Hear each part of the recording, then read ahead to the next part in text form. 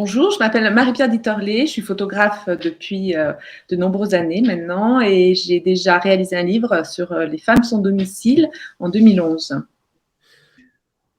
Alors j'étais en plein sur un projet de livre sur la cité Gagarine que j'ai suivi pendant 3 années avec vraiment une présence sur le terrain importante. Et j'avais la matière pour un livre et j'ai vu cette formation en fait par hasard. Et ça tombait vraiment bien pour moi, donc je me suis dit super, il faut vraiment que je participe voilà, à cette formation pour vraiment trouver mon livre parce que je ne savais pas quelle forme je voulais lui donner en fait. Alors, comme beaucoup de monde, j'avais l'idée du livre, enfin le livre classique, qui est quand même celui qu'on voit le plus en librairie, avec des photos, des textes, bon, avec une variation à chaque fois, mais voilà, quand même le beau livre. Et moi, mon sujet, c'était un peu compliqué. J'avais du mal à faire l'editing, à faire à suivre une histoire en fait avec mes photos parce que j'avais plusieurs époques, plusieurs temps. La cité Gagarine, c'est une cité où il y a une histoire très forte avec Yuri Gagarin qui est venu inaugurer cette cité. J'avais suivi moi les habitants, j'avais fait des ateliers avec les habitants, donc j'avais déjà construit quelque chose entre deux. Et puis j'ai suivi les derniers habitants et il y a eu la déconstruction. Et donc, fallait que je raconte cette histoire avec une linéarité du livre.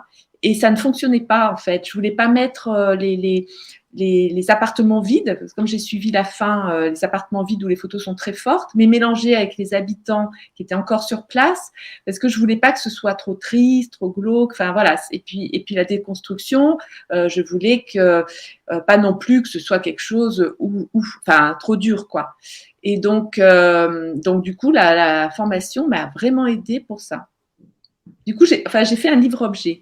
Donc, Jean Larive, le formateur, m'a vraiment poussé à faire ce livre-objet qui me permettait de mettre plusieurs éléments et qui répondait finalement à ma difficulté de construire quelque chose de linéaire.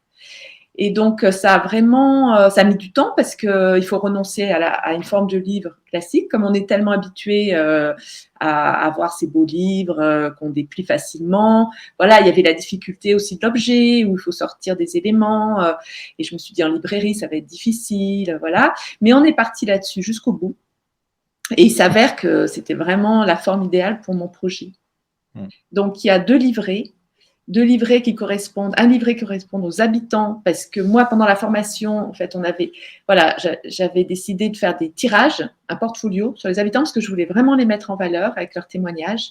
Et finalement, c'est un livret avec les témoignages à l'intérieur, au milieu, et les habitants qui sont vraiment valorisés dans les lieux. Il restait les archives. Donc, les archives, je ne savais pas trop comment les mettre en valeur, surtout que Yuri Gagarin, forcément, on se dit, faut vraiment qu'il y ait des images. Et donc, je suis allée aux archives municipales d'Ivry. Et là, parce qu'on avait pensé au journal aussi pendant la formation, de trouver un journal, la forme d'un journal, en fait, d'un dépliant journal en mettant des archives dessus. Et quand je suis allée à Ivry, j'ai vu le Travailleur, qui est un journal qui sortait à l'époque où Ivry, bon, c'est l'époque ivrienne très communiste, et toute une double page, grand format style Le Monde en fait, et dans cette double page, il y avait toute la visite de Yuri Gagarin, donc il y avait les textes et les photos, donc pour moi c'était parfait. Donc j'ai fait un fac-similé de ce journal recto verso, ces 2 grandes pages, qui racontent toute la venue de Yuri Gagarin et qui se termine par la cité où il plante un arbre. Et le 4e élément, c'est effectivement l'immeuble qui se déconstruit. Et donc moi, j'avais cette difficulté à montrer ces images, comment les montrer. Et on a pensé aux cartes postales, à la référence des cartes postales dans les années 60 où les gens voyaient des cartes postales des immeubles. Et donc, on a repris cette idée de carte postale sous forme de Leporello. Simplement, la première carte postale, c'est l'immeuble entier, et puis petit à petit, on voit la déconstruction. Mais du coup, c'est beaucoup plus ludique.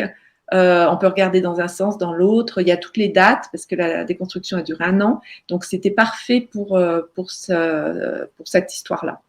Alors, il est sorti aux éditions Locaux en janvier 2022.